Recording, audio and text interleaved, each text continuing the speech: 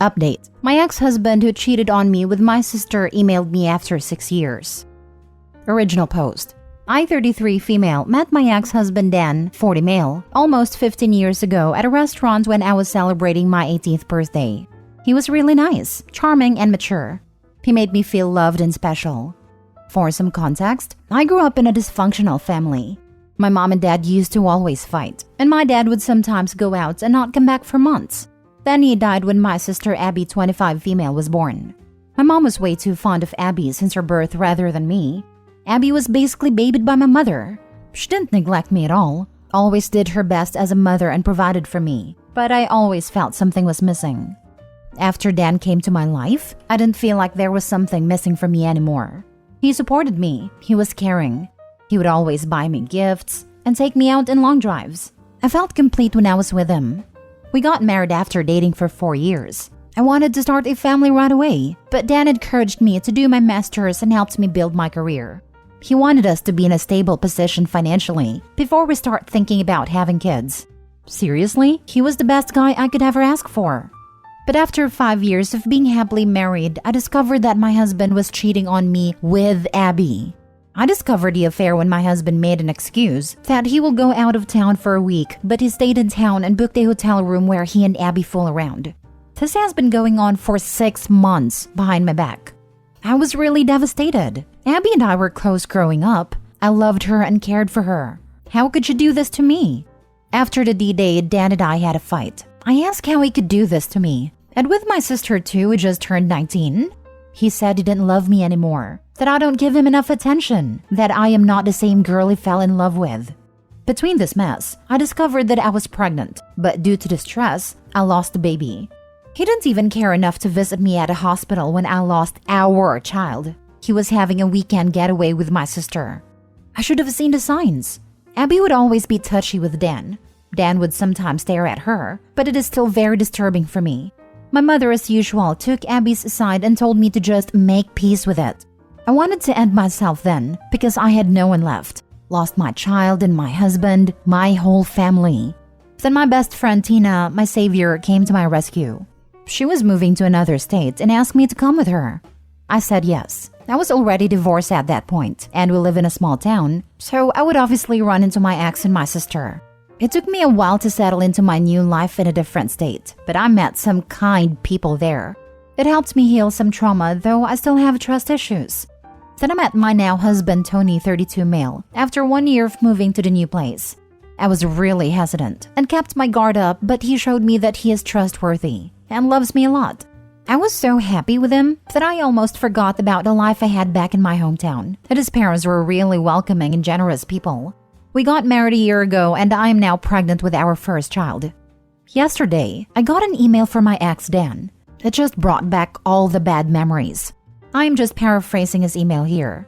He mentioned that he misses me. He tried to find me but couldn't. He is very miserable with my sister. She is very dumb and doesn't care about him like I do. I used to bake him a cake and throw birthdays for him, but Abby only texted him happy birthday and didn't even bother to buy him a cake. Plus, she is very rude, doesn't respect him, and she is always at a bar with her friends. He also mentioned that she has cheated on him 5 times already. The last affair was with his own cousin. Our mother also doesn't stop her. He will soon file for a divorce, but lately he has been missing me a lot. He wants us to try again as a couple. He wants us to become a family just like before. Since I do not have social media except for Instagram, which is private, he probably doesn't know that I am married and I have a baby on the way. I don't know if I should feel pity for him or just laugh because the grass on his side is very brown rather than green. Now for the top advice before reading the updates. He is very miserable with my sister. Good. He's living the life he deserves. He wants us to become a family just like before. Well, he slept with your family last time you were a couple, so I don't think it's a word he should be throwing around lightly. The audacity of this man. Have a huge laugh at his expense. His woe is me tale deserves zero pity. Be happy that your life isn't intertwined with these absolute garbage people. Don't respond. Let him marinate in his misery. Yes, Opie has so much to be happy about right now. As much as I would like you to be petty, ignoring him would be the best option here. Lol, right. I would have sent him a picture of my wedding ring hand on my prego belly, and then block him. right? And tell him to enjoy the consequences of his own selfish actions. Lol. But nah, why waste a nothing moment on that piece of garbage? Hug your husband, take yourselves out to a nice dinner, and plan for your amazing future. And now for the updates. I just wanted to say thanks to all of you who messaged and showed me support. I have decided to send him an email and be done with it. It goes like, Dan, I am sorry to hear that you are suffering, but there was no way I would be with you. Yes, there was a time when I used to be that girl who would have taken you in a heartbeat, but that girl is not there anymore. That girl has died the day I had a miscarriage, and you are somewhere shacking up with my sister. I called you, but you never picked it up.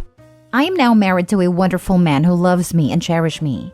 I am also pregnant with our first child and beginning this new chapter of my life with someone I love and care deeply. So please, do not contact me ever again. You made your choice, and you chose my barely legal sister over me. I do not care if she cheats on you or she doesn't respect you. Someone like you don't deserve loyalty and respect anyways. I have left my old life in my old town. It will be best for you to move on and have some self-reflection on yourself. You are just a deeply insecure man who was getting old and thought having a young woman would be good by your side. Goodbye. Update to 3rd of March. A lot of you have been asking me what he replied. Well, he replied within an hour of me emailing him. He said that he was stupid enough to believe that I would still wait for him. And he said he would always wait for me because no matter what, I will always be his baby doll. I cringed hard. He used to call me that, but now it feels repulsive. I also got an email from my mom and my sister. My mom just congratulated me and was excited that she's going to be a grandmother. And my sister also did the same and said she will be the cool aunt. I cannot believe these people. They forgot how they treated me when I needed them, and moreover betrayed me. I cried for a long time because I have been reading your comments. And it seems like me and my sister was groomed by that man. I feel so stupid. I know I shouldn't be mad at my sister, but she was old enough to know it's bad to have an affair with a married man. That was also someone who is your sister's husband. I blocked all of them. I am 5 months pregnant already. I don't need more stress. God bless my husband. He comforted me when I cried and later took me out for ice cream. I hope I can move past this. Now for the last and full update. I'm cooled down now. I think I can make a more elaborate update. Thanks to everyone who has shown me support. I needed it. The email from him, my ex, just struck me like a train. I had flashbacks of everything he has done to me, and I think you guys deserve a detailed update. After I sent him the reply mail, he emailed me within an hour with the thing I said in my second update. A few hours later, I get 2 other emails from my mom and sister. They sent me in my old email address that I hardly use now. I don't know how they knew about my pregnancy. I try to keep a low profile, and I still haven't posted my baby bump pics on social media yet or made any announcements. I only have Instagram to follow my friends, but it just scared me and I broke down crying on the spot. Luckily, my husband Tony was around, held me and put me on a couch. He knows everything about me as I never hide anything from him.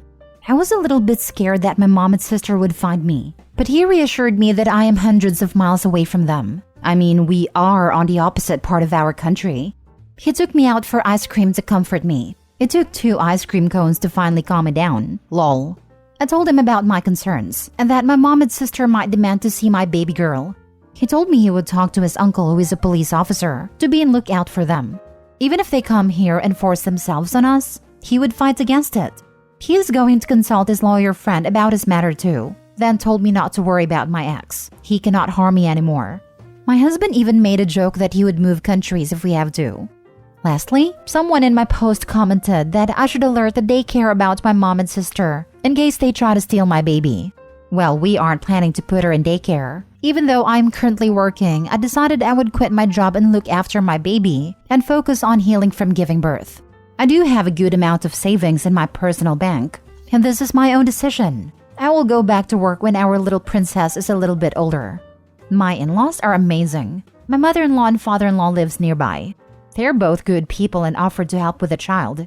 Also, don't worry. Apart from my in-laws, I have a good support system too. Tina and her wife Jenny basically adopted me. Lol. They are really good people and always helped me. I don't know what will happen in the future, but at least I am surrounded by some good people that I never had growing up. Now, I will take my leave and enjoy my husband pampering me. If something big happens, I will keep you guys updated. And my ex, sister, and mother are all blocked. I'm confused how she doesn't know how her mom and sister know about her pregnancy. The ex told them. Yeah, that doesn't really seem like a big mystery to me either. I'm not sure why she hasn't connected those dots. I think it was a setup to get all this info and more out of Opie. He made himself sound as pathetic as he possibly could to elicit an answer. And when he got it, he ran it straight up the wire to the gruesome twosome. People don't do that / to people they dislike. Opie got played. Only way to win with no contact is to maintain no contact. It seems like the ex-husband doesn't perceive the young women he preys on as real people, but as props for his life. He was happy to discard Opie when she was having a medical emergency, but when his new toy didn't give him the same attention and enjoyment, he wanted the other one back again, with no thought for where she may be now in her life journey, or how she may have moved on from their toxic marriage. He's a typical narcissist who sees everyone else around him as an NPC. Main character syndrome is real. Abby once again proving true the adage of they'll cheat with you, they'll cheat on you. Happy that Opie got out of there and has a real family around her to take care of her. It makes me happy to know that Abby cheats on Dan pretty consistently and probably with men her age.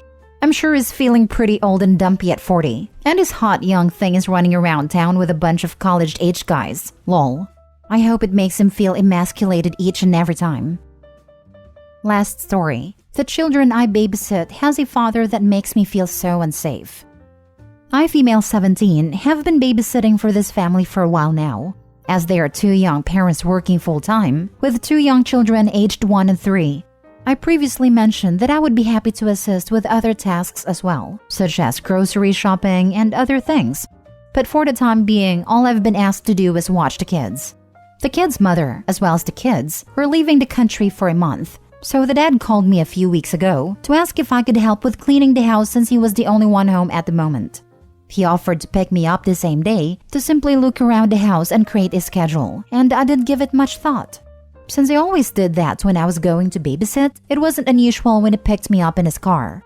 He instructed me in the car to keep the mother in the dark about this as his first instruction while telling me that I was very beautiful. Even though I agreed that it was a little strange, I kept my mouth shut. He stood me in front of the mirror as soon as we got home to check to see if I was taller than him. I felt uncomfortable as he held me around my waist to measure me. He showed me to mess around the house, and then we somehow got on the subject of my upcoming party, which led him taking out his wife's previous wedding dress, and then asked me to put it on and to borrow it to the party. I declined and pretended that we were pressed for time. He offered to drive me to school later and said we could eat something small first. He gave me a Snicker and we sat down. I got a little bit of chocolate on my lips, and he forcefully touched my lips to take it off. We got out to the car and he once again reminded me to not say anything to his wife. He held my hand whilst his Tesla was on autopilot mode, told me to stop talking to other men while he was holding my hand. I was so startled by this that I mentioned that I had a boyfriend, which is true. He said something along the lines of, well, I guess that is okay, just don't ask him for money. I can always fix that, and don't work for another family as we need you here. I didn't respond to his comment much because I was so horrified. He continued to hold my hand, placing his hand beneath mine and holding it as if he were going to kiss it. Another strange thing was that he repeatedly asked me when I would turn 18. He said we could go out to eat sometime because he was so alone now, with the kids and wife being gone before he dropped me off. I don't know. It freaked me out. Please give me any advice. Should I stop working for the family and never meet him again? Edit. I would also like to mention that after he told me to not tell his wife, he said that his wife would block him and get super angry if I was even there. I think they talked about me before, and I assumed that she said that she didn't want me to be there alone with him. I also texted my boyfriend while I was still in the car with him. Not even 10 minutes had gone by and I already had a list of 7 red flags. Now for the top advice. Tell your parents, and then talk to the wife with your parents there for safety. Never keep this kind of thing a secret. Tell her you can never work for her or her family again, and then block their number. You do not need a job that much to put yourself in a dangerous situation. And he even tried to offer money and be your sugar daddy? So gross. Stay safe. Don't ever go back there. Thank you. I talked to my parents as soon as this happened, and they also advised me to not go back and work for them. I'm a little sad since I really loved kids, and the wife is very sweet as well. but I think it's for the best since even worse things can happen if I hang out with him alone again. I'm glad you told your parents and that they have your back. Dude is a creep, and who knows what he was planning to do if you continue to work for him. He was definitely testing the waters and would probably demand an intimate relationship of some kind. I feel sad for his wife. I've taught my daughter that if someone says not to tell us something, it is not like a Christmas gift from our moms. We need to know right now. We haven't gone too far into the nitty-gritty due to her age, but I've told her more than once that people who want to keep secrets from her parents are dangerous. I said that while she doesn't have to tell me what she talks to her therapist about, and I mean that and don't push it, she does need to tell me if something feels wrong or unsafe because it's my job to ensure she's safe. So far, she actually has. It also tells me ahead of time when she feels she's done wrong because she needs help. The only way that worked any further was by honoring her safety and well-being before addressing breaking a rule. But it's important. She has to feel safe with me as her mom, or I can't help her out of danger.